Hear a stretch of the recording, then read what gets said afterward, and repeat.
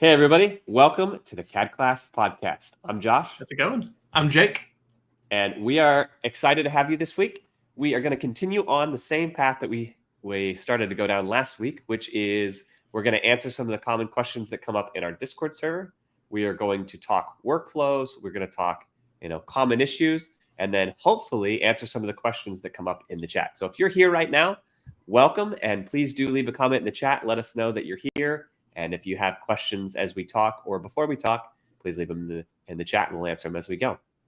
We'll try and answer every single question that comes in. Any comments or concerns related to any projects that we touch on, absolutely throw it in the chat and we will go ahead and answer them. And any really good questions, any really good answers, who knows, we may make it into a YouTube short and post it in a couple weeks. Who knows? Depends on if you can figure the software out, huh? Potentially. So Jake has been learning a new software and getting pretty beat up, Jake, huh? Yeah, a little bit. We have merged from using Premiere Pro as our main editing software to Final Cut Pro, which is the Apple exclusive one. I recently switched over from a Surface Laptop 4, which I'd used for many years. All throughout my engineering school, all I used was a Surface Pro. This little dinky machine, and it worked fine. It worked totally fine. And then just recently, it just started to really crap out on me. And this was 16 gigs of RAM, full terabyte of storage, an i9 processor, like really super duper high level. And it was just struggling.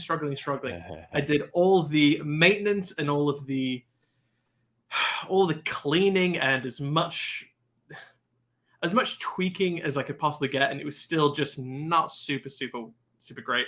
And so I have now merged it over to getting an M2 Mini, a Mac Mini, and it is snappy. It is so quick. All the files that I've loaded into Fusion have just been unbelievably quick. If you guys don't know, Fusion 360 recently put out an update last month where they added in all of this new functionality and all of this really fantastic processing to any of the Apple silicone. For some of you guys that don't know, I think since forever, every single machine that Apple's put out, they have not made the actual processing chips in it. It's all been made by someone else. So all of the MacBook Airs, MacBook Pros, they've all been made by Intel. And because it's made out of house, they could never fully optimize it. So a couple of years ago, they switched over to the M1 line, which is like, hey, Apple is now making their chips, which means they can tweak the software and the firmware for the chips absolutely perfectly. And so we saw this gigantic leap in performance from the Intel chips to the Mac chips. They were just ludicrous. And then the year after that, they put an M2. Who knows, they may put out an M3 this year. Fingers crossed. But recently, Fusion 360 just added in some more new functionality where if you have an M1 or an M2 computer, it is just blazingly fast. Something absurd, like in some of the operations, like if you pull in a component, it adds it like 12 times faster, something ridiculous. And so one of the biggest files that I have is my robot arm, which has thousands and thousands of components. As you know, if you've seen our shorts, by the way. Yeah. And so we've done a whole bunch of videos on it. Like, hey, here's how you organize it. Here's how you optimize it. Is it running slow? Well, here's some things to improve it. And as soon as I pulled it in, I was just orbiting in real time to the highest rendering spec. And it was fine. No lag at all. It was bizarre. So I actually asked you that for a specific reason, though. I don't really care so much about the Apple Silicon chip. What I do care about, and I think our audience might care about, is actually what it takes to learn a new software. So you have switched from using Premiere Pro to Final Cut, and at the beginning for of the editing software. So, yes, for the editing software for the videos that we're making right now. And I think one of the valuable things in education is when the teacher becomes the student. So can you tell me just a little bit in the beginning of the stream, what does it feel like to pick up a new software? What are the annoyances? Because I have a sneaky suspicion that some people in our audience are feeling what you are feeling right now. It wouldn't surprise me. It's good God, it's so hard. It's not very often that I have to relearn a new software, but I've literally been a Windows user my entire life, and now I'm a Mac user. And so I'm having to learn new editing softwares, new keyboard shortcuts, everything, new OS, new editing software, and it's just what specifically is difficult about it? Because I think when it comes to learning new softwares, right, you run into these challenges and it's frustrating and annoying. But can you touch on like what specifically is frustrating and annoying? So what I find is very comparable to our students that are learning Fusion is that you essentially come into this world where there's so many content creators, there's so many, YouTubers and so much great content online. And it feels like everybody in the room already knows what's going on. And you're the only person that's coming into it going, wait. I don't know what that word means. I don't know what this terminology means. What do you just brushed over this one tool so quickly, and that's what I need to learn. That I wouldn't say an annoyance because it's not annoying. It's almost like a scary feeling where you're like, oh God, oh no. Everybody except for me knows exactly what's going on. And obviously that's awesome. Not true. So obviously it's not true. Geek Toolbox, really quickly here. Geek Toolbox says, "Hey Jake, thanks for coming to the Maker Faire OC meetup. Yeah, I'm it was assuming a ton of fun. Are you talking about the one he talked at? Is that yeah? So yeah. So Maker Faire OC, I came and gave a little speech about CAD, the future of where it's going, where it's been, a little bit of the history, and then we just did a little project. One of my long-term making projects is to recreate Han Solo's DL-44 blaster, which is just a ludicrously difficult build. The specificity is just out of this world. I've been building it for a couple of years, and essentially a big part of it is the flash hide at the very end, the really iconic bit. Very, very complicated, so I kind of reworked it a little bit, simplified it, and that's what we used to teach a couple people the first bits of Fusion. I love teaching people in real life. Super, super fun. And we may be going to the Maker Faire OC this year. Who knows? We maybe no. conflict. No, we're not going this year. We'll be at the main Maker Faire in San Francisco.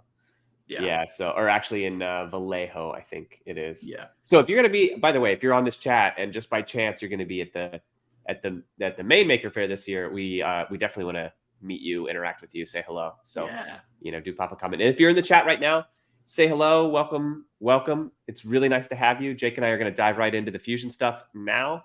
Let's do it. Let's dive in, shall we? Okay.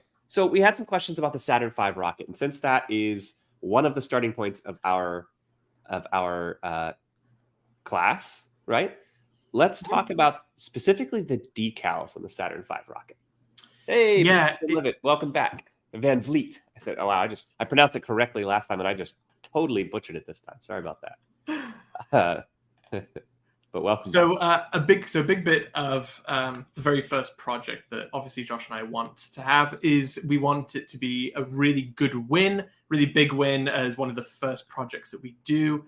And anytime that you have some kind of customizability, there we go. It's always just a little bit more fun. Let me change around the visual style so it looks a little bit cooler. There we go. Just making something look really cool is such a big deal anytime you're learning a new software or a new skill or a new tool. Making the object, that's great, but then making it look shiny is the extra step. And so one of the things that you can do that we have in the extra discussion bit of our class is, well, now you've actually made the slightly boring Saturn V rocket. Now you can put on challenges. Whoa. Come on, we got a rocket motor. Slightly. What are you talking about? The project is right. The project is right. I love learning about the Saturn V rocket. Yeah. But the visuals of it are a little lackluster. Okay, I agree with and that. So at the very end of this project, I'll accept in our book. All right, fair enough. We then say, all right, now challenge yourself to put on a couple decals, experiment, try and make it look a little bit cool. And a lot of people kind of take that kind of fire, like, yes, I finished it. Great, let's kind of move on. And they actually go wild. They make it really accurate, and I love it. A ton of people, they go into it, and they do figure out how to put on some decals. You can put on some American flags to make it a little bit more accurate. A few people figure out how to put on text onto round bodies using the emboss tool. That's fantastic. A lot of people figure out how to put on, different colors, different materials onto it. That's great. But what trips up a ton of people is all these vertical bandings. And a big part of what Josh and I go through is, well, we want to challenge you on purpose. We don't want to give you all of the information, but sometimes people are like, please just tell me. All right, fair enough. This is where we'll do it. So as you can see, my timeline on the bottom for this project, I call this the Saturn V rocket appearance, is a hell of a lot longer than the original one. We really don't have that many bits and pieces in there, but the appearance has got a lot more to it. And the big bit is, or the big secret is, I want to be able to cut up my this outer surface here so I can add on both the horizontal cuts, but then also all these vertical cuts as well. So I've turned off the visual style. I'll go ahead and turn it back on so you guys can see all of the visible edges. But you can see it's actually been bisected radially all the way around. And the way that we've done this is by going into construct and then looking for the plane at an angle tool. This is where you can select any axis, and we can click on the origin and click on the z-axis, that's the vertical blue axis, and then you can adjust those angles to whatever you'd like. I think it's 8 sections bisected, so you just go 360 divided by 8, and that'll cut it this way. Then you just find all the rest of the angles. Then you can use go into the modify section, and you can click on the split face. This is where you centrally click on any surface, and you click the plane that is going to bisect that surface, and it will cut it. So it's not actually cutting the entire body. It's not like we're slicing it, from top to bottom, but we're just saying, hey, this surface on the outside, I want to make a partition. I want to make a clickable line, which then gives you a left and a right surface that we can then apply on a new feature on that. So that's how you do the vertical lines, and then this should be very obvious, but to make the horizontal lines, you can just go up and use the offset plane. You can then select the bottom surface there, and then say, well, exactly how high up is it? All these dimensions are exactly how high you do it. They're all personal preference. I'm sure you could go in there and find some really, really stupid accurate dimensions about exactly how high, how tall are all of these sections, why are they painted black, etc., etc. If you want to take up the challenge to make it super duper accurate, absolutely go for it. The downside with some of this is that when you take this file and pull it through the AR viewer, if you go through your phone, not all of the information from this appearance actually gets pulled into the artificial reality viewer, which is a little strange. So it doesn't support the decals. So all the American flags at the bottom don't come in.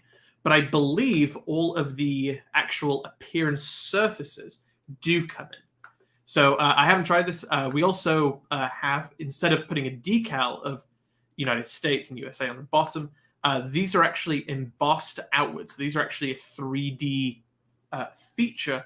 And so that will come up on the AR view. So that's the difference between why some people don't see the American flags, but they do see all the text on there. So if you want to give that another play around, really, really fun to do. I like that. Maybe we'll drop a hint too. Maybe the hint is you have to work with planes, and we'll say something. Yeah, I think for the challenges, because for some of you guys that are working through our book, Mastering Fusion 360, you may have noticed that I think in Chapter 0, we do have pictures about how to do some of the steps, for example, the domino, but later on, we don't have pictures because it's a challenge.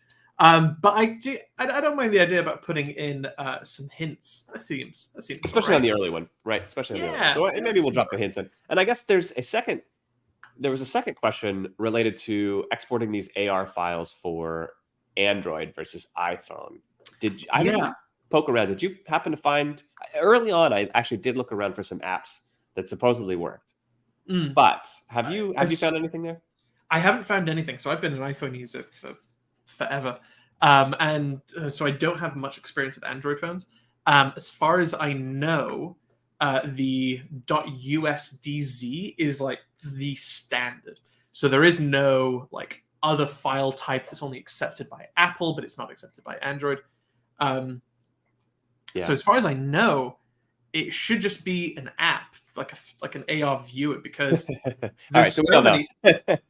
we don't know is the main answer. We'll keep poking around. If you are in the chat right now and you happen to have an Android and you've gotten this AR model to work, I'd love to hear from you about what you actually used. Yeah. That'd be awesome. Okay. We've got a couple other topics on the horizon here. I want to talk about something that I think trips up a lot of people early on in our program, and actually even experts in Fusion 360, I think, can sometimes go wrong here. This is a bigger topic. Mm-hmm. The question I have for you is twofold. One, how do you think about how to save your files inside the Fusion universe? And two, how do you think about how to organize your files as you're working on them inside the Fusion universe? I guess those are both technically inside, but so let's talk saving files for a second, because I think our early students, one of the questions I get very frequently is, I've saved my file, but I have no idea where to find it. Where did it go? So I'm actually going to show my screen again. So the big thing that people always do is they actually save everything accidentally to the admin files. I've actually deleted that folder. But you will have one that comes standard with your projects, like my recent files or demo projects, or if you go scroll way down to the bottom, you'll see all of these albums and folders that already came with Fusion for you. One of them will be admin projects. It is the default folder that when you click save, it just goes into that. And people just kind of click it, just kind of willy-nilly. And so this admin folder just gets gigantically filled with just random projects that have no organization. And so the first thing that I tell people is, well, you need to kind of start to think of it just like the folders on your computer. All your documents, all your downloads, all your desktops, just organize it just like that, and it's perfectly fine. So, for example, I've got a bunch of different projects for different types of making that we do, for any woodworking, metalworking that I do. A big robot arm that we're working on, any 3D printing stuff, any tests that I want to do, any really large projects, these all go into my main folders. So these are called projects. For our system here, you may want to call one of the projects CAD 12-week program. I want to point out something really quickly too. Can we talk a little bit about the specific, as you're popping in and out of these folders, that specific UI where you have the house icon, slice form, CAD 12-week program. So noticing the different parts here, you can kind of zoom in and zoom out just like you would the folders and files on your desktop. But again, I don't think that's entirely clear. So that house icon, if you click that house icon, right, that takes you quote unquote all the way home to the base area, right? So once you're in the base area, then we talk about breaking it apart into the interest areas. So for those of you in the chat working through our CAD 12-week program, like Jake was saying, and you can pick it back up from here, go ahead and create a new project folder called CAD 12-week program, just like you did, right? Pop into the CAD 12-week program and take it away from here, Jake. So the CAD 12-week program, then just because of how our system is set up, you can always split it up into all the different weeks or chapters that we have, 0 through 12. You can name it. Inside all of these, if I just have a singular file, so just this Saturn V rocket, then that just gets one file. That's it. So if I want to work on this domino, I just double click it and it opens up that project. There is no multiple parts, multiple files to the domino that would require a subfolder. It's just one thing. So that's perfectly fine. That can just live just in this folder. But as you go later into the project, as you guys know, when you get into the assemblies, well, now you should probably start to have folders. So for our fire piston, we actually use external components if you're using the Pro version of Fusion. So every single project that you have, your main assembly, all of the individual components are actually their own individual files stored in an external folder, hence the name external components. But in that same week, we also make the Ender 3 hot end, where it's just one assembly file. So this really didn't need to have its own subfolder.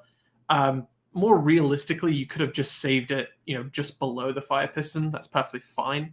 But as you can see, for this project, we used internal components, which means every single bit of information, every single hole dimension, every appearance, every decal, every sketch, every body, everything is held in just one assembly file. So if I click on this file gets very big very quickly. So if you're working with a component or with a project that only has, a dozen or so components, completely fine to put into internal, which just has one file. That's totally fine. But if you're working on a project that has hundreds or thousands of components, then that's when you really want to go into external components and then saving all of those things into a folder. And this is where getting or staying organized is absolutely paramount. Awesome. Yeah. And so Ethan popped in. Ethan, Ethan's Maker Faire OC, correct? Ethan, are you? I believe so. Yeah. Yeah. We were just talking about how disappointed we were about not being able to attend Maker Faire OC. I know. So we are so sorry about that. But thanks for stopping by the live stream. He says, I hate it when I'm in the wrong place, hit save, close the app. Then the next time I can't for the life of me remember where I accidentally put it. Is there a good way to find it? Totally. I've got two ways. Just first off, as before you run into the problem premeditated, I absolutely recommend making all of these projects. These are folders essentially for every single making type that you go into. So if you're a 3D printer person, if you're a woodworker, if you're a metal worker, electronics person, anything, I recommend calling it those things. So I have metalworking projects, laser printing projects, resin projects, 3D printing, woodworking projects. Just make these folders right now. And then every single time that you make a project that is 3D printing, just save it into that folder. So even if you don't have amazing organization skills, at least it's roughly in here, So just right now, that's exactly what you want to do. If you forgot to put it in there, it's probably going to be in your admin files. So I would click in there and check it out. I've just gone ahead and deleted my admin files just because it's kind of encouraging you to not have so much organization, to just kind of blatantly save it anywhere. So don't rely on it too much. If you accidentally saved it somewhere and you don't remember, that's perfectly okay. Then you want to go into my recent data, and you can have, this is where all of your most recently opened up projects. You can see we just opened up the Ender 3 hot end and the Domino and the 2 Saturn 5 rockets. We talked about the Japanese pulsar on our office hours recently with all of our students for our course. Just a bunch of random things that we have recently used. So it's probably going to be in here somewhere. If you don't see it on there, if you didn't click save during your project, you just opened it up, made some features, made some edits to it, but didn't save it and then close down the project, then you can always go up to the save menu, or excuse me, the search menu, and then type in anything that you want. So if you want to type in Saturn 5 and hit enter, it's going to then be scanning through the entire project, every single file that you have, and bring up all of them. So what if you haven't named it yet? Ooh, then it'll just be called Untitled. I actually bet that I have a ton of Untitled projects. Oops. Cancel that. Okay, I'm on. There we go. Oops. I bet that I have a bunch of Untitled. Yeah. I've got a bunch of random stuff. All those of you in the chat, if you're going through this right now, pull it up and type in Untitled into that search bar so that you get a little bit of practice trying to find all the stuff that has disappeared. Yeah, this is where it all goes. The nice thing about this is any of your files that you have, you can also right-click it, and it should say, where is it? You should be able to see exactly where it is. So yeah, insert into the current design, make a drawing, share the link, import, yada, yada, yada. You can also click and rename move it. You can move it. Yep. Move it. So I can tell you this. This was a really bizarre custom adapter to a vacuum jig that one of my friends asked for. So I know this is going to be a 3D printing thing. It says that it's in the things to sell. I don't think we sold a single one of this, but I know this should be a 3D printing thing. So I'm just going to right click it and say move. I want to put this into the 3D printing area. Don't really care if it goes into any of these folders, so I can just click move. That's now put it into that 3D printing folder. We need it kind of makes me want a soundboard. I want sound effects. We're gonna have to up our live stream game here and get some sound effects going. Where is it? So it should be somewhere. Awesome. Yep. I think I almost think you can't spend too much time in the save area. Like poke around, click the home icons, actually click every single button in that area, right click your projects, spend a little bit of time organizing it, and it's going to save you a ton of time on the back end. Huge. Yeah, and I'm even thinking the more we talk about the saving stuff, the more I think we have an opportunity to add this to future introductory lessons. How exactly to save a file, how exactly to find it, things like that. There's one other thing I want to talk about with saving. If you're using the free version of this, then that means you are actually limited. You have a limited number of files that are actually editable. Yes. And we ran into this problem in my CNC class this week where one of the students was like, I don't want to delete my old files because Fusion is telling me I only have 10 files at a time. So can you show, I don't know if it shows on the Pro version. It doesn't show on the Pro version, but I can tell you exactly. I'll just stop sharing and then I'll tell you exactly what's going on. So all I really want to talk about though is there's a drop-down item. I wonder why they default call it admin process.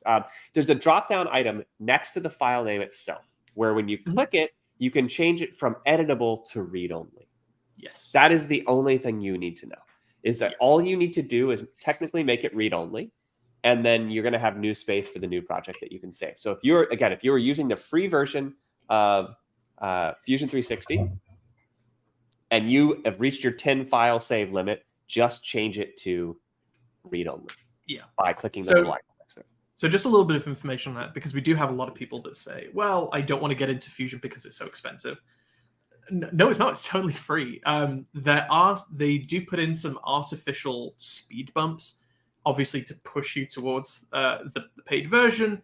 They're giving away incredibly powerful software for free. So I get it. I don't like it, but I get it. I don't mind it. Yeah, I think there is some people don't like paying for software, and it's kind of like the big evil corporations, but it is a software that we find tremendous value in. Yeah. We're huge fans. Powerful. And I want that development team to be able to continue to put their resources towards developing the software that we care about. And I think those of you who have tried the free CAD stuff will understand and appreciate what goes into a software as complex as Fusion 360. So there aren't that many. So for the normal hobbyist, there aren't that many features in the Pro version of Fusion that you really need. The free version of Fusion, because we've used both of them extensively, is unbelievably powerful. If you consider yourself a beginner, intermediate even, you are going to be completely fine with the free version. The one example that people bring in is saying, in the free version for the manufacturing, for CNCing, I'm limited to only 2 tool changes. And it's like, well, yeah, that's for a gigantic CNC machine that has an automatic tool changer. You can't go to 3 or 4 tools. It's like, well, most beginners, if they have a CNC, it's going to be, a CNC, a Shapeoko, or, anything like that, where it's like a desktop machine and they're changing it out. So that's not a big enough reason to change it out. But for the editable files, it is literally just an artificial speed bump. So it will give you 10 files that you can switch in between that are immediately editable. You can open it up and immediately start to edit the dimensions, edit the features, yada, yada. But as soon as you can kind of think of it like in a live document. And then as soon as you are done editing it, you can put it into storage. You can kind of think of it. Then you can change it from editable to read only. And it just means that you have to click on the top icon and change it literally one by one. It's a little bit of a pain. That blows. But again, it's a fairly expensive program for most people, and that is really the only roadblock that people are going to be running into. So yeah. No, it's not too bad. I the free version is obviously plenty capable for our program. You have the internal external component thing that's a little annoying, but it's honestly just a little bit annoying. It's not that annoying. All right. Shall we continue on? So any questions in the chat, you just let us know. Say hello if you haven't said hello in the chat. We'd love to see that you're here. It's really nice to interact with you on YouTube. We got a couple comments so far, so that's been awesome. All right. The next thing that came up, let's do this in the order. Proud versus negative emboss. You wanted to talk proud versus negative emboss. Yes. We wanted to talk about the geocache hide. Yeah, so for the geocache project, which I really love, I love that project. I do too. Yeah, I really love it. For a lot of people that don't know, it's a little screw container that has some knurls, so it's really easy to open. It's got a little volume inside that you can put in things like a small pencil or a little log if you guys are playing geocache. If you don't know what geocaching is, I highly recommend you look into it. It is a ton of fun. Josh and I love doing it. You get to feel like Indiana Jones and you get to explore the world. Ton of fun. The whole purpose of it is that when you guys have a little geocache and you can hide it on the outside, you can actually emboss some text that it says geocache, do not remove, screw to open, etc. You find a lot of people who will find these containers in the wild and they have no idea what it is. A lot of people find these containers and go, is this drugs? Is this a drop off? I don't know what this is.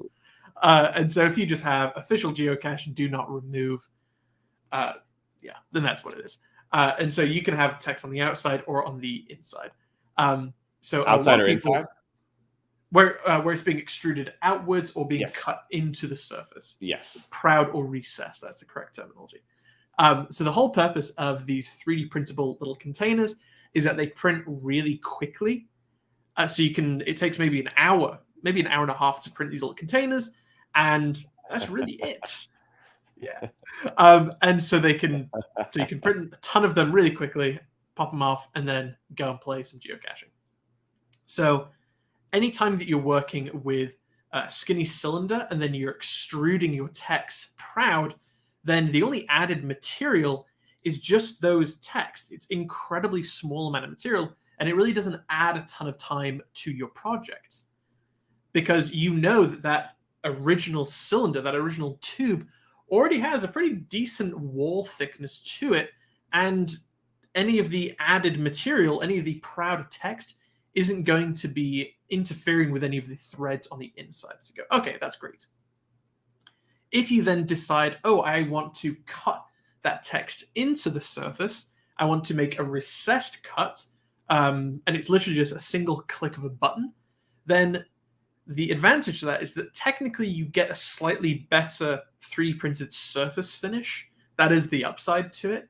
The downside to it is that you don't want to be cutting into the threads. Obviously, those are on the inside. And that means that you now need to make that tube have much larger walls. So now you're printing, if it's cutting in maybe 0.5 millimeter, maybe a full millimeter, you then need to add an extra millimeter.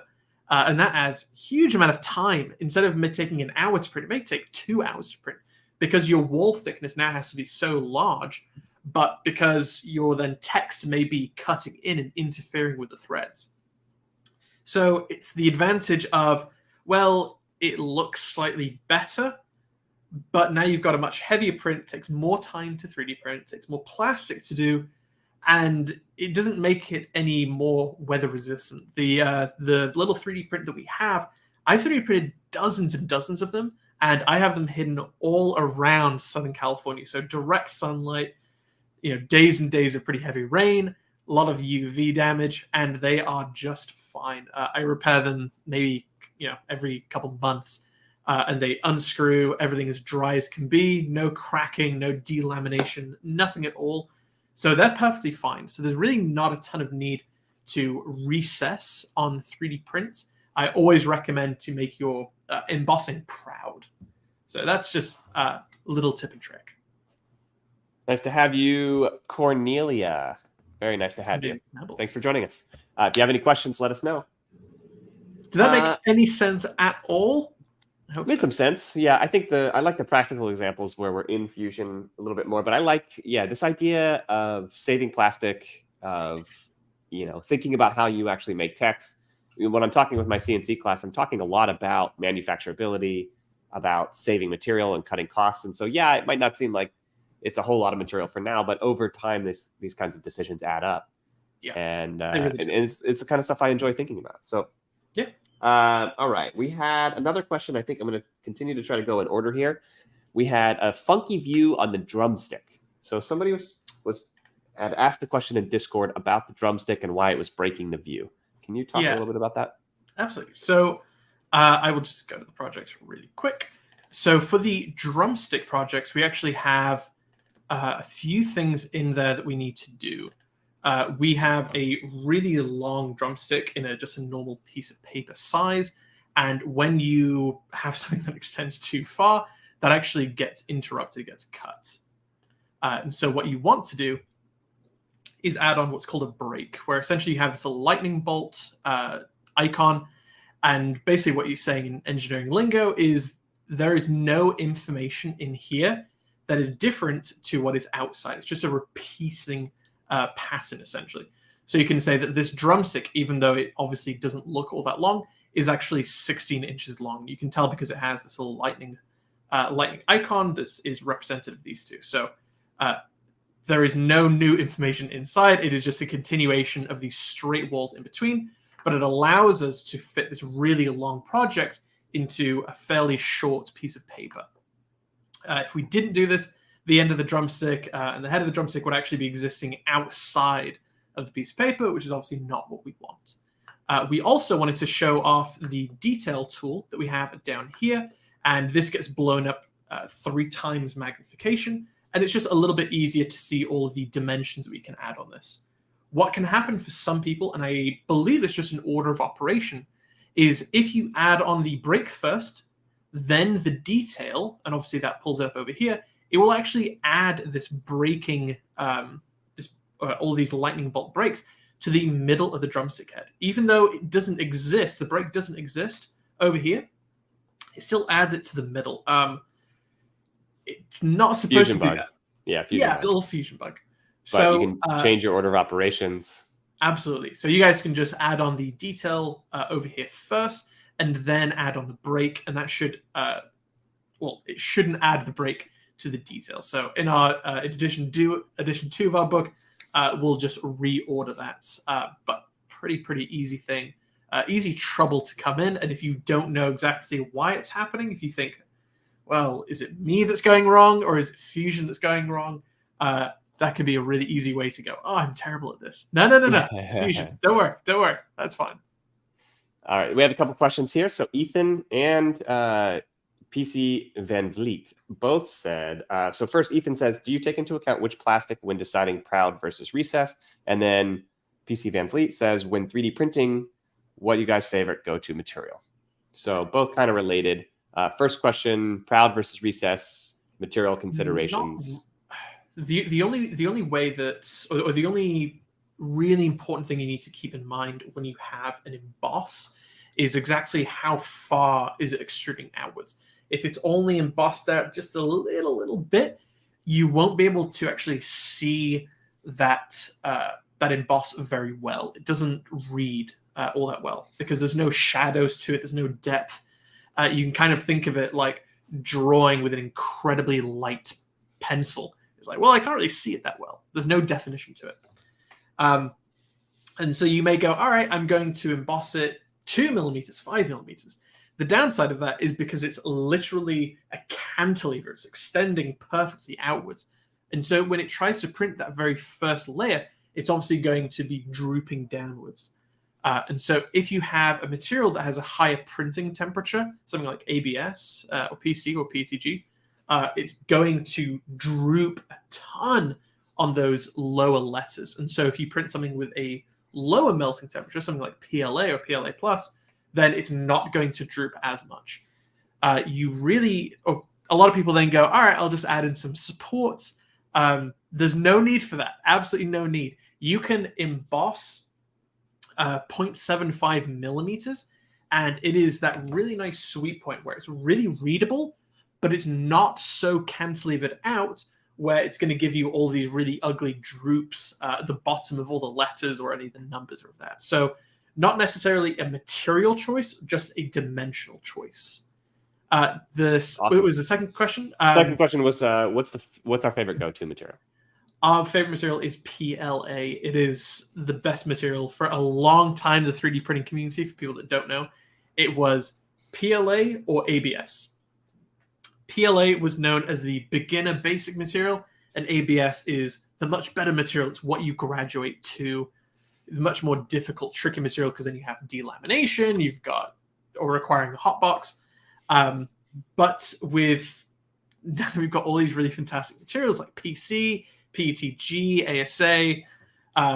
They are just so much better than ABS. I don't know anyone that still prints in ABS. It's a terrible material. Yeah, I actually don't know either. Yeah. It's terrible. And PLA has become just so good that it actually rivals the strength of ABS. So now all the advantages of ABS kind of dissolving. You get all the difficulties without any of the benefits. So we basically just print in PLA. If you want to have a significantly stronger material but still want the ease of printability with PLA, you can then choose PLA Plus, PLA Pro. There's actually all of these are they're actually copyrighted business terms, so they're not like an official word. They're just they're usually oh gosh, what's the word when you mix a bunch of metals together? Alloy. An alloy, thank you. They're usually just plastic alloys of a couple different materials, and so you have mainly PLA, but you have the strength of PETG or a bunch of small additions like that. Yeah, so some people would say, I know someone that won't print anything other than ABS. He hates PLA. Yeah, I guess it depends on the application as well. It's a hard question to answer because we're not printing a lot of things that require high temperature tolerances. They're not sitting in a hot car that's going to be 150 degrees. And, if you're making a visor clip in a hot car with PLA, well, then you're destined to fail. So it's a hard question to answer. I like PLA for the simplicity of printing it, for the ease of use, and also for applications that don't require some special temperatures. But it's like all things in manufacturing, it's going to depend on what the final outcome is that you're trying to achieve. Yeah. And so I know a lot of people also that will only print in PETG. Yeah, PETG has become their go-to. It's a nice middle ground. They've gotten much better at the slicer setting, so it comes out nice and clean. And so they're like, why wouldn't I print out PETG if everything is about the same? What I will say against that is all of the PLA Plus that I've used requires a higher temperature, therefore it has a high glass temperature. So I do have some 3D printed parts in my car that I leave in the direct California sunlight, and I'm sure it gets 120, 130 degrees in there easy during summer, and it hasn't warped even a little bit. It's been completely fine. Normal PLA, absolutely, that's going to warp. But PLA Plus, perfectly fine. Yeah, I do like PLA Plus is awesome. To be clear, I print lots of PLA, but my favorite is PETG since it feels very middle of the road. Yeah, PETG is awesome. And I think there's just more and more community around PETG. So people are really moving to that. One of the reasons that we use it is we have a couple of clients that we do 3D printing projects for, and they require one product in 50 different colors. And so you guys can't see it, but I've got a big rack over here, and it's got tons and tons and tons of different colors, different shininess, matte, normal, glow in the dark, metallic. Oh my god, it goes on and on because they go, I need this in shiny, glittery purple. Okay, I have that. That's fine. And you will find more color and shininess diversity in PLA than any other material, just because it's the most popular. And a lot of people, myself included, just don't like the slightly clear things that you get from PETG. If I'm going for a totally clear print, that's usually one of the projects that I'll just go to my SLA resin printer. But the strength advantages and the higher temperature of PETG is rad. So if you like doing it, if you've really tweaked in your settings so it's perfect, awesome. Todd, so back up to Todd. So if you're still here, he says when embossing out, so this is back to the emboss question briefly, could you just change the angle? Then it would be fully supported. That's not a setting in the emboss tool. If I bring it up, there is no taper or draft angle that we have in here. If I just zoom in on the side profile, it is literally just a straight extrusion out of the surface. So if you wanted to add a draft angle to it, you would literally have to, let's see if I can even do it. You would literally have to select every single face and then every single side edge that makes it up. of every single surface. That just takes or just the bottom one, right? Just the Yeah. bottom face. Could you see if you can select the bottom face and then add an angle to it? Because that's going to be the only one that needs support, right? Oh, but the G's get funny. This is funny. That's funny. Yeah, it gets really complicated really quickly. Yeah. There's no Just need don't. if you Just have don't. if you have so much embossing, so much distance coming out that you need support, then that's a completely different question. It's a different project. It's probably a different tool as well. Yeah, and you know that I would love. I can't wait to see as the CNC side of 3D printing heats up a little bit, where you have an extruder that can move around and a bed that can move around in 4 or 5 axes. Then all of this becomes a non-issue. Mm-hmm. So I think as for now, as most of us are printing on a 3-axis 3D printer, then of course those groups matter. But I'm starting to see a lot of videos coming out of people using 4 and 5 axis, and that I'm sure that'll be out of reach for a little while, but that gets really fun to think about. Yeah. All right. We have another question. I think we had another question in the Discord, which was they were asking about the threads on the hammer. And I can't remember the specific. Maybe I'll pull this up on my phone. It says, do you remember specifically what it was?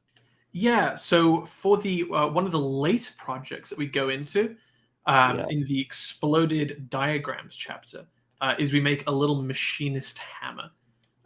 This is a project that I actually made long time ago. So really quickly, I have the question pulled up on my phone. So it was exactly this. How do you combine cut the head body without getting weird threads from the inside of the handle body? Or is there another way to do it? So what's he talking about? For those of you watching, what the heck is he talking about? So this is one of the projects that when you get to in the book, we actually on purpose give you drastically less information, less steps on purpose. This is the second to last project in the entire book, correct? Yeah. Yes. Yeah. So at this point, if we say make a thread, you should know exactly how to make a thread. If we say add in a threaded section or add in a threaded bolt that's M6 50 millimeters, you should know exactly how to do that. So in this scenario, this is purely just a model that we bring into the animation workspace, and we show you exactly how to explode it outwards and make a little animation, so you can see exactly how it goes together. But in the design workspace, you can make this in lots and lots of different ways. But I believe he's talking about the head body right there. So yeah, he's exactly right. Yeah. Yes. So after you make the central, the actual handle of the hammer, really weird. For years I thought the place where you put your hand is called the handle. It's not. That's called the grip. The neck of the hammer is actually called the handle. That was news to me. You would make the handle, then you would make the threaded section that extends outwards, and then you can make this little drum right here. If you wanted to, you could absolutely take the diameter of the handle of the hammer and cut it into the surface. Then you could add on a little threaded hole for this little threaded feature right there. Or you could just use the combine cut tool. Yeah, that's all right. The idea is that you're saying, all right, you guys actually can't see this. You're saying that we need to figure that out. I didn't figure that out last week. It's so strange. I have. The fix for it is that I need to share my screen. Gotcha. Which means that I need to make this full size, which means I can't see your beautiful face, Josh, and I can't see all the comments that are coming in. Mind blown. Handle is not the handle. Yeah, I know. It's so silly. The idea is that you'll actually take this little cylinder right here. This is the target body. And then you are cutting away, you are subtracting the handle and the thread from this, and you're using a cut operation. This really trips people up because it is a combine tool, but you're cutting, which is kind of funky. The idea with the combine tool is that it's basically just merging two items, two bodies together, and you're saying, are you combining them together, or are you using one to subtract volumetrically away from the other one, or using the intersection. So where these two bodies overlap spatially, that's all that's being left behind. But we're using the cut tool. So if I hide all of the other things, if I go, I can't isolate. Whoops. If I go ahead and hide all of the other components, You're actually left with this really funky bit. This is purely a design project, so there's actually no need, or if you're worried about any of these kind of funky geometric things that are left behind, don't worry too much. It's not the end of the world. In this case, for the design. In this scenario, it's not something to really worry about. If you're going to be going through this yourself, then I would actually go through the correct process, which is extrude cut the handle into that surface and then add on a threaded cut. That's the correct way to do it, but the combine is just another way to do it. If I was making this for a client and I don't want to have any things that look funky, like this little spring that's left behind, then obviously I would absolutely get rid of it. But for just a little demonstration for an animation, then that's fine. I can leave it. The whole purpose of the chapter is all about changing it over to the animation workspace, where I can actually show how to explode a diagram. So I'm totally fine if that gets left behind. That's not the end of the world. And Ethan says, I've also noticed we don't see the drop-down menus when you select the modify. Yeah, the drop-down menus don't appear because it's on a different layer. Yeah, it's on a different layer. And he said, you need another monitor. I agree. I agree. That would make it easier. And then Bob W. here a bit ago. Welcome to the stream, Bob. He said, I make automotive parts and never print in PLA, ABS, nylon, and ASA. Yeah, makes sense. If you're using something for a car where it's going to be right next to a hot engine, or it's going to be outside, or it's going to be probably going through a ton of vibrations, PLA is totally not the thing for you. The big downside for us with PLA is it's actually a lot stronger than people expect, way stronger than people expect. But when you try and bend it, it snaps. It gets really brittle. For a lot of the other materials like nylon or PC, when you actually break it and deforms, it goes, ooh, it just bends. It doesn't shatter like PLA does. That's just some of the... Following up from last week, did we get a chance to see about the auto constraints and a way to prevent it? We concluded last week that holding control does nothing, despite this being the solution Autodesk mentions. I could not find anything. Did you find anything? Couldn't find a single thing. Seems to be automatic. I unfortunately don't have an answer for that. I'm not sure it's possible. Very curious to know if somebody did actually sort that out, but I did do some digging and I couldn't come up with a solution that worked for me. No, me either. Maybe it's still possible. All hope isn't lost. Who knows? Yeah. I will absolutely pose it out to community. If anyone can solve this problem, then absolutely reach out to us and we'll that'd be fun. Give you a little shout out next week. That would be awesome. Yeah. Yeah. All right. So we got the drumstick. We got the AR viewer threads on the hammer. We did some file management, proud versus negative. We did the Saturn V rocket tutorial. This is a busy podcast. That was pretty busy. Yeah. Any other questions before we conclude the stream? If you guys, if you haven't already, please, either subscribing to us is great. We do 3 videos a week where we have some short form content. Some of them are mini projects. Some of them are tips and tricks in Fusion. So, please do subscribe if you want to get some of that content. I actually do want to talk about our mini projects a little bit because the comments we get from them. So one of the things that Josh and I really love, this is a philosophy that Josh actually told me about. I have no idea where you learned about it. But it's this really lovely idea that when you get a 3D printer, or when you get any new tool, is that it now allows you a new lens to look at all of the new things in your life, all the small problems that you have, and potentially fix them. And the really nice thing about a 3D printer is that it kind of goes against the saying that when your only tool is a hammer, every problem looks like a nail. Yeah. It's like, well, a hammer, useful, great, but a 3D printer can make anything. It can really make anything you want. And so you start to kind of look at all the small problems in your life and go, can I fix it with 3D printing? Most of the time, the answer is yes, if you are creative enough. And so Josh and I just love making little tiny projects. Big projects are awesome, but little tiny projects are often way more satisfying to us. With the first mini project that we have on our channel, is I just got a new standing desk and there's a little hand crank to raise it up and down. And the tolerance is not great. The handle can actually get pushed in and out very slightly, maybe about an eighth of an inch. And so it kind of ruins your rhythm as you're going up and down because then you're kind of jerking in and out as you do it. And so I just made a little C-clip, pops in there, and it works great. And now there's no kind of jingliness back and forth with it. It's great. And so we add a bunch of these little mini projects, and they're super fun. And it's just stuff that Josh and I want to do because we like making stuff. We like showing a problem, making it in CAD, 3D printing it, and then just showing how it was made, or maybe a different tool for that. And all the comments we get from it is so funny. We get so much hate. Yeah. One of the recent projects that we put out, Josh is an avid biker, so he bikes absolutely all the time.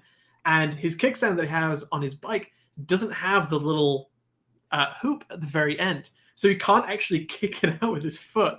So anytime that he's on it, he has to actually walk around and then kick it down. It's so not a natural thing to do. And so we just 3D printed a little flag that slides over the kickstand. There's a really tight tolerance. And so it's just really easy for your kick to just, or for your foot to just kick it out. That's great. And we got a bunch of comments on YouTube where people are going, why didn't you just weld on a scrap bit of metal? Yeah, we had a guy go, simple, no problem. I would just weld it up, and if it were aluminum, I'd find a scrap bit of aluminum, and I would just weld a solution on it. And it would take, and it would be basically free. Basically free, no minus time a at all. $500 welder and the welding gas and the welding wire and the the protection gear that you need. Not to mention whether or not you have 220 or 110. Yeah. And Josh and I both used to teach welding, so I know exactly what goes into it. It is absolutely not free in any sense of the word. A big part of these projects is obviously to teach you guys that, hey, if you have just a little bit of CAD skills, then you can absolutely fix a ton of small problems that you have. That's just really fun. That's just kind of a philosophy that Josh and I share. And when people take it so seriously. I love it. You know what? So I'm using it as fuel. It's like, give me the hate. Let's go. Tell me, when we used to work together in the workshop, we used to joke about all of different ways people would tell you you're doing it wrong. Yeah. All of the subtle ways that whatever solution you would come up with was just, it was inferior to the one that they had in their head. Oh, why didn't you just do it this way? I just love that so much. I don't know how to weld stainless steel. So now we've essentially taken that same idea and we're trying to scale it on the internet. So I can't wait to read some of those comments on some of these weekly discussions. This is ridiculous. PC Van Fleet says, fix the needle chuck on a brass part and an airbrush with my crude CAD skills. Felt amazing. Congratulations. So addictive. Is awesome. And a lot of times when we're creating our projects on our YouTube channel, we know there's a different way to go about solving the problem that we've just solved. That's fine. There are always different ways to go about it. But our interest and our curiosity is showing you how to do it in Fusion 360 with a 3D printer or with the tools you have at your disposal. So if you want to fix these problems a different way, that's great. But we always want to showcase the practicality of being able to model something up in Fusion 360 and then actually the accessibility as well in real life. Yeah. Total accessibility is a huge part of our ethos. A lot of our students, a lot of them have 3D printers.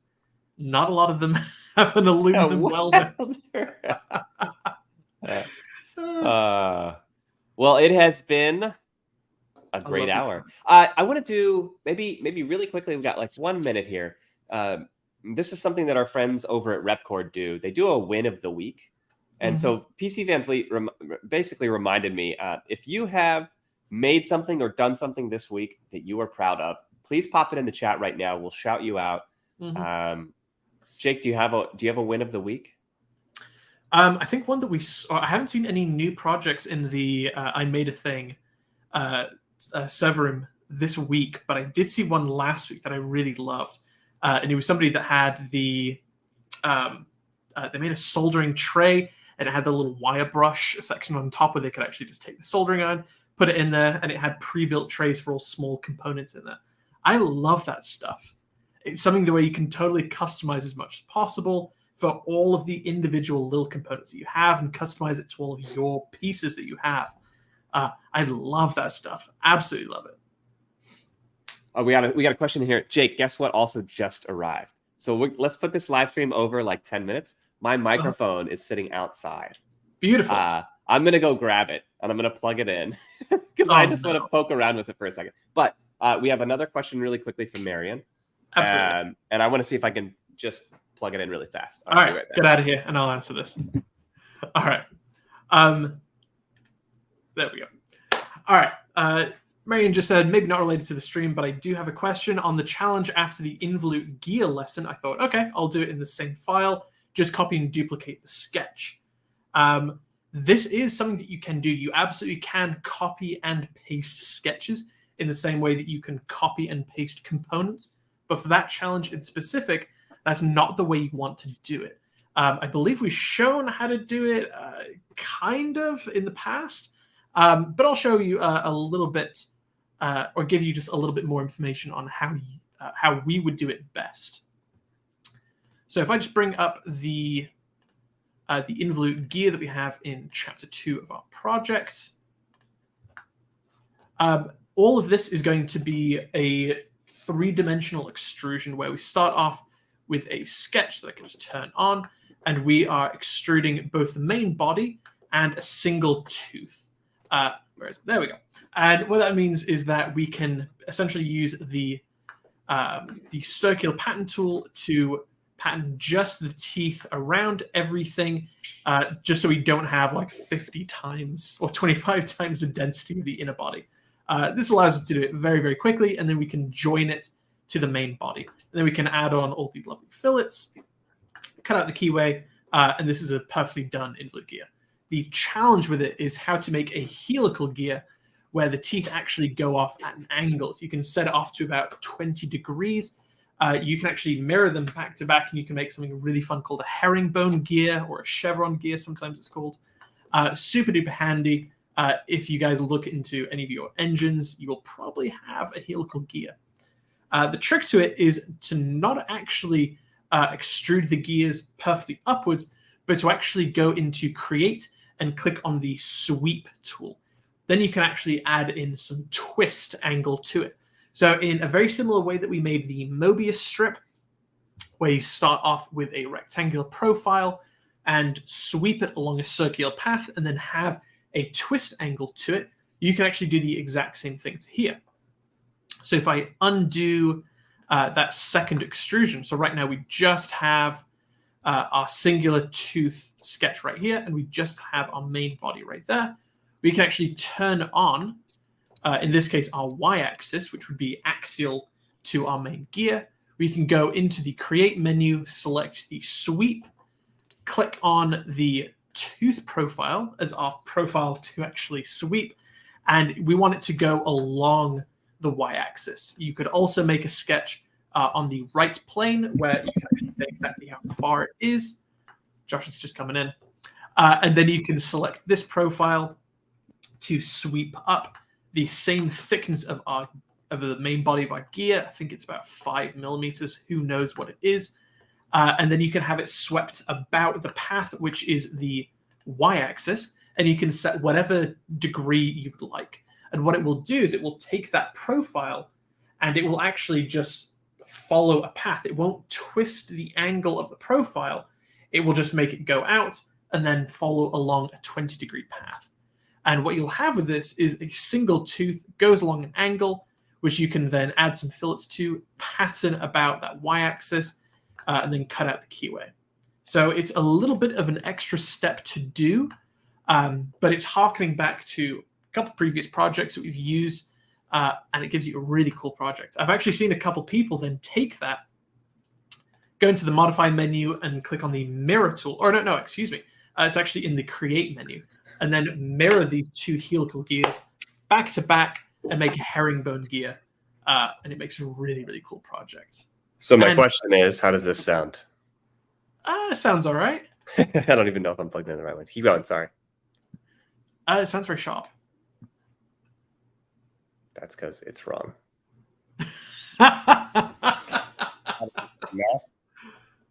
Testing. How does that sound? Testing. Yeah, it sounds all right. It sounds like you're right in my ears, Josh. We will fix that later. That is hilarious. Okay, keep going. Sorry. No, that's it. I think we'll cut the stream right here. All right, Cutting it off. All right. Thank you so much. It was really awesome. Thanks for all the really good questions. You guys, again, if you guys have any questions at all, post in the Discord, messages on Twitter if you want to see anything in specific on the stream next week. But we will see you next time. Adios. Peace.